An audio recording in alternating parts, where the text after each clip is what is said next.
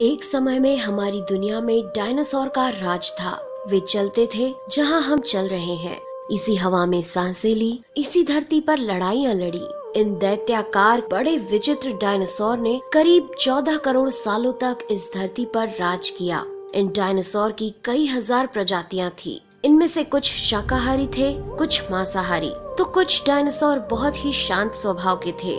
वहीं कुछ डायनासोर बहुत ही हिंसक और खतरनाक थे। ये उस समय के सबसे सफल जीव थे। लेकिन फिर अचानक ऐसा क्या हुआ? आखिर वह कौन सी घटना थी जिसने इनका नामो निशान ही मिटा दिया? इसे जानने के लिए हमें करोड़ों साल पीछे जाना होगा और डायनासोर्स के उस अंतिम दिन को करीब से देखना होगा। तो आइए चलते हैं आज से 65 मिलियन साल यानी कि 6 करोड़ 50 लाख साल पीछे। पर मौसम सामान्य था। चारों ओर सूरज की रोशनी बिखरी हुई थी।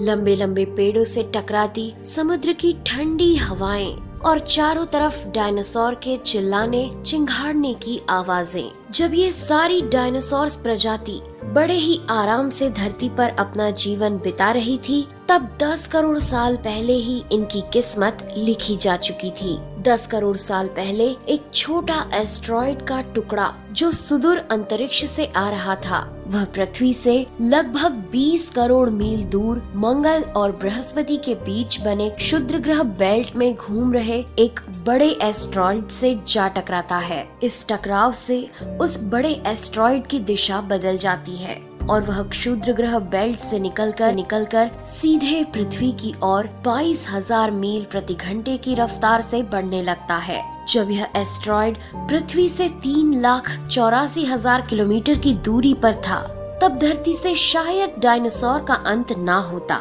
यदि यह एस्ट्रॉयड पृथ्वी के उपग्रह चांद से टकराता। लेकिन नियति को कुछ और ही मंजूर था, इसलिए ये बड़ा एस्ट्रॉयड चांद के बहुत नजदीक से गुजर गया। 40 किलोमीटर के व्यास वाला 2 ट्रिलियन मेट्रिक टन का ये एस्ट्रॉयड प्रत्येक सेकंड के साथ साथ धरती के करीब बढ़ता जा रहा था। ये एस्ट्रॉयड जब पृथ्वी के वातावरण के संपर्क में आया तो इसकी रफ्तार एकाएक 70,000 किलोमीटर प्रति घंटा हो गई। पृथ्वी के वायुमंडल में घुसते ही घर्षण की वजह से ये एक भयानक आग के गोले में बदल गया। ये इतनी रफ्तार से धरती की ओर बढ़ रहा था कि सिर्फ 4 मिनट में इसने अटलांटिक ओशियन को पार कर लिया। इसकी चमक इतनी अधिक थी कि धरती पर टकराने से पहले ही हजारों जीव आग के इस दहकते गोले को देखकर पूरी तरह अंधे हो चुके थे। ये जीव उस उल्का को देख नहीं पा रहे थे, लेकिन वह उसकी भयानक गर्मी को महसूस कर रहे थे। कुछ ही क्षण में ये एस्ट्रॉयड मेक्सिको की खाड़ी के पास जमीन से टकराता है और लगभग 35,000 डिग्री सेल्सियस की ऊर्जा वाला एक भयंकर विस्फोट होता है। इस टकराव का विस्फोट लगभग 10 हाइड्रोजन बम के विस्फोट के बराबर था। ये विस्फोट इतना शक्तिशाली था कि इसके टकराते ही धरती की लाखों टन धातु अंतरिक्ष में चली गई। टकराव वाली जगह पर 180 किलोमीटर चौड़ा और 20 किलोमीटर गहरा गड्ढा बन गया। विस्फोट के कारण इस गड्ढे का सारा मेटल और पत्थर आसमान में धूल के बड़े बादल में बदल गए। 16 मिनट 40 सेकंड बाद जमीनी टकराव की वजह से धरती के अंदर चारों ओर 11.1 तीव्रता की भूकंपीय तरंगे उठने लगी। इस वजह से समुद्र में विशालकाय लहरों का निर्माण हुआ और एक के बाद एक सुनामी की लहरें चारों तरफ बढ़ने लगी। भूकंपीय तरंगों ने सभी सक्रिय ज्वालामुखियों को दहका दिया, जिसके कारण जगह जगह डायनासोर का विनाश शुरू हो गया।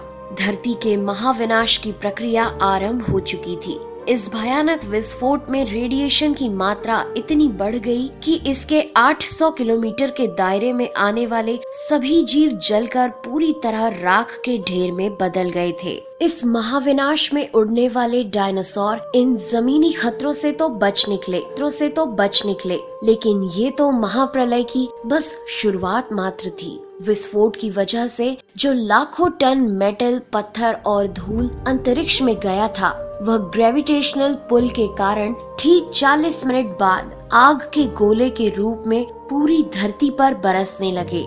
साथ ही धूल का एक बहुत बड़ा तूफान 6000 किलोमीटर प्रति घंटे की रफ्तार से पृथ्वी के दूसरी तरफ मौत लेकर आ रहा था। ये धूल के बादल कई किलोमीटर मोटे थे, जिसकी वजह से धरती पर सूरज की रोशनी का पहुंच पाना असंभव हो गया।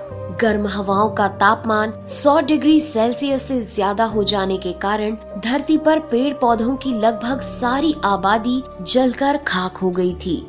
विस्फोट के 90 मिनट बाद धरती का तापमान 200 डिग्री सेल्सियस तक बढ़ गया। इसकी वजह से जो डायनासोर विस्फोट के इलाके से 200 मील दूर थे, वे भी इस गर्मी से बच नहीं पाए। इस महाप्रलय से धरती की कुल 90% प्रजाति पूरी तरह खत्म हो गई थी और जो 10% जीव धरती पर बच गए थे, उनमें से भी सिर्फ वही जीव जिंदा रह सके जिनका वजन 30 किलोग्राम से कम था। इसका कारण ये था कि इस महाप्रलय में लाखों की संख्या में जीव मारे जा चुके थे और पेड़ पौधों की सारी आबादी भी जलकर राख हो चुकी थी, जिसके चलते यहाँ जो बड़े और विशालकाय जीव जीवित बच गए थे, उन्हें भरपूर मात्रा में खाना पीना न मिल सका। लेकिन ये महाप्रलय किसी अन्य जीव के लिए फायदेमंद साबित होने वाला था।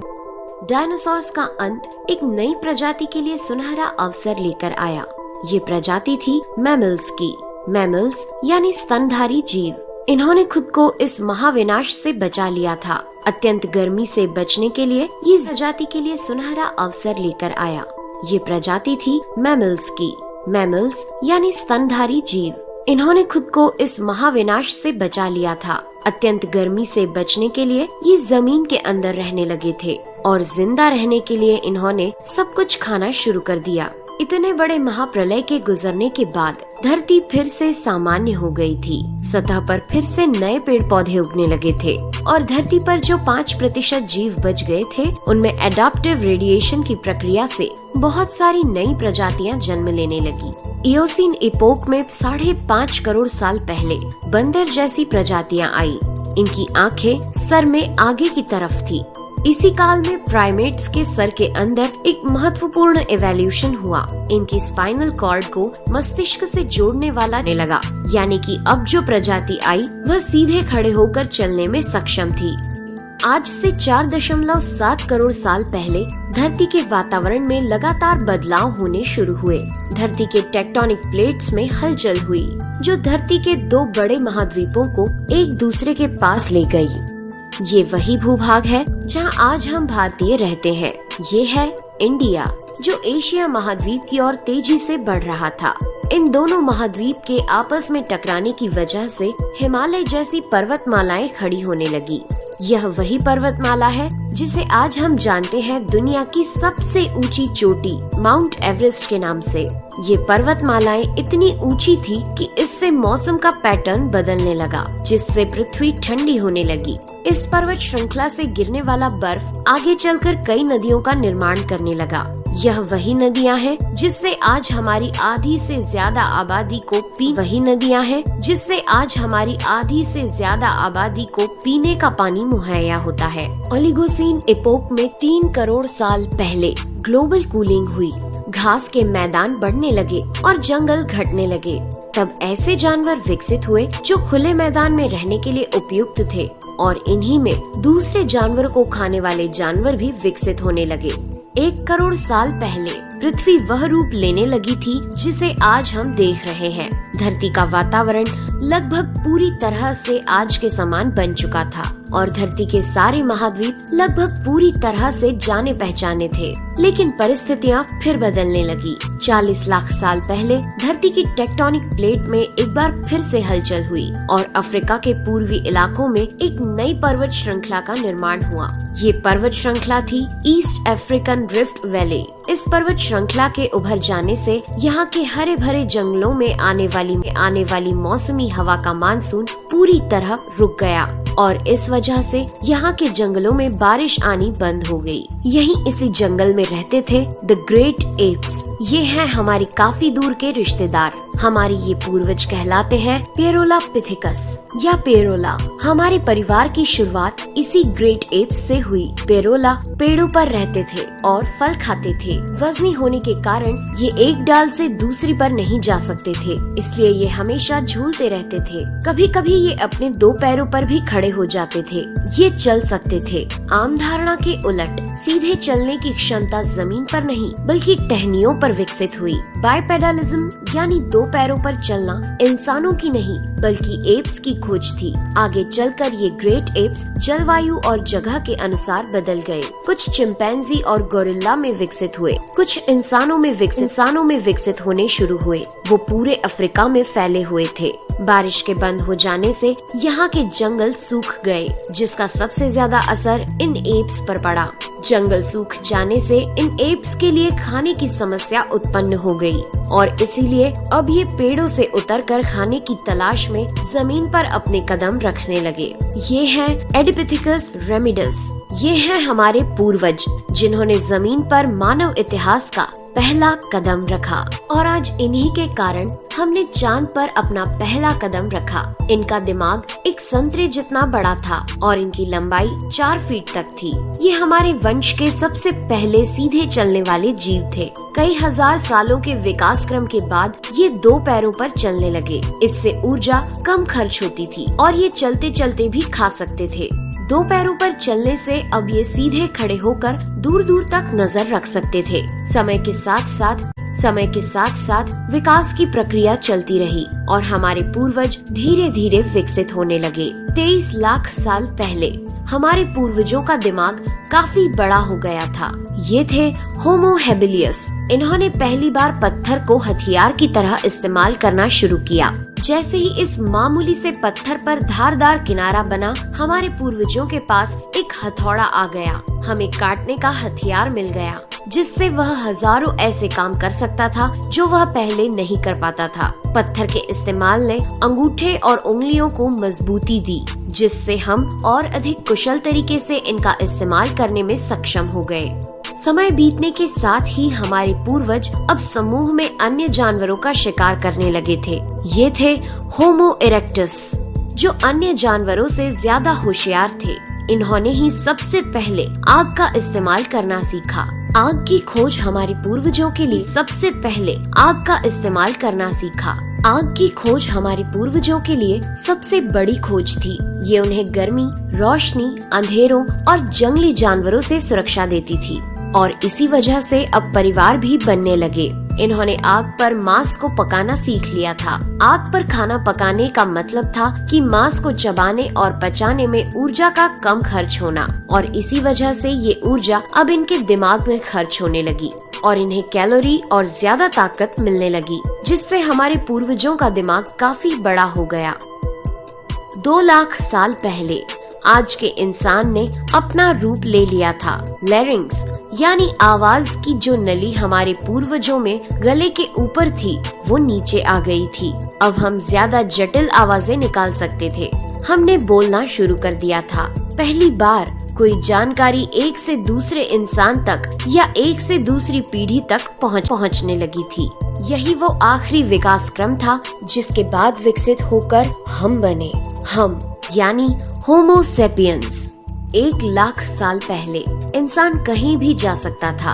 हमारे पास फुर्तीले हाथ और प्राचीन हथियार थे। हम बात कर सकते थे, आग को काबू में रख सकते थे। अब हम अपने अफ्रीकन घर को और बड़ा कर सकते थे। महाद्वीप यानी कॉन्टिनेंट खिसके तो अफ्रीका और यूरेशिया जुड़ गए और उससे बनी एक बहुत बड़ी जमीन जिसका नाम था एफ्रो यूरेशिया। इंसानों के दूर दूर जाने से बहुत बड़ा बदलाव आया। अब हम एक महाद्वीप से दूसरे महाद्वीप में रहने लगे। इसकी वजह से हम उन चीजों से बचे हुए थे जिसकी वजह से वानरों के मुकाबले दूसरे बड़े स्तनधारी हमेशा के लिए खत्म हो गए। करीब 50,000 साल पहले आइस एज शुरू हो गया और 50,000 साल पहले आइस एज शुरू हो गया और नॉर्थ पोल से आगे बढ़ने लगा। उसी वक्त इंसान चाइना और ऑस्ट्रेलिया तक पहुंच गया था। 30,000 साल पहले इंसान पहली बार यूरोप पहुंच गए। जब बर्फ अपने चरम पर थी तब इंसान अपनी खोज में नॉर्थ ईस्ट साइबेरिया के बर्फीली टंडा तक पहुंच गया। आइस एज के इतने कठिन दौर में भी इंसान हर उस हुनर का विकास कर रहा था जिससे कि वो सच्चे मायनों में इंसान बन सके।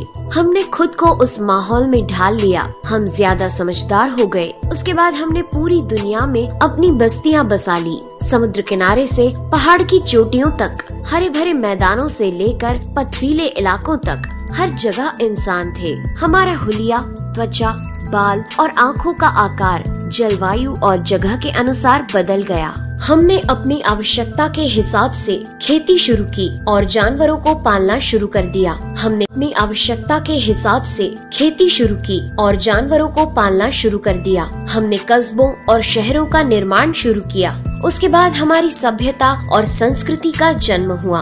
हमने विज्ञान और गणित का इस्तेमाल शुरू किया जिससे हमें भविष्य में जाने के लिए ऊर्जा और तकनीक मिली। ये है हमारा समय। अब हम पूरी तरह विकसित हैं। हमारे जैसा इस धरती पर अब कोई जीव नहीं। आज हम जानते हैं कि हम कौन हैं, कहां से आए हैं, लेकिन ये तो बस शुरुआत है। अभी हमारा सफर खत्म नहीं हुआ है। हमें अभी और आगे जाना है, आने वाली चुनौतियों का सामना करना है और खुद को और विकसित